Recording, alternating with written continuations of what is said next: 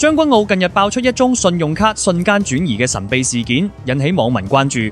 有網民喺社交平台表示，佢屋企人喺6月22號早上由坑口出發去運動場途中，背囊竟然被人拉開，銀包不翼而飛，懷疑係等紅綠燈期間一時唔留神就俾專業扒手偷走咗。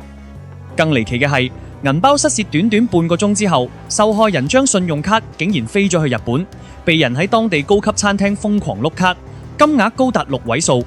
銀行回覆指呢啲交易屬於面對面拍卡，完全唔需要確認。事主再查翻網上資料，發現有跨國犯罪集團前線專門喺香港偷信用卡，再由同伴喺日本用電子錢包或者複製技術進行交易。更詭異嘅係，涉事餐廳星期一全日休息，但竟然仲可以面對面拍卡完成交易，令人懷疑餐廳本身亦有份參與。有網民分析認為，賊人可能複製咗信用卡嘅 PayWave， 再喺日本複製翻張信用卡，專門喺休息日做大額交易，避人耳目。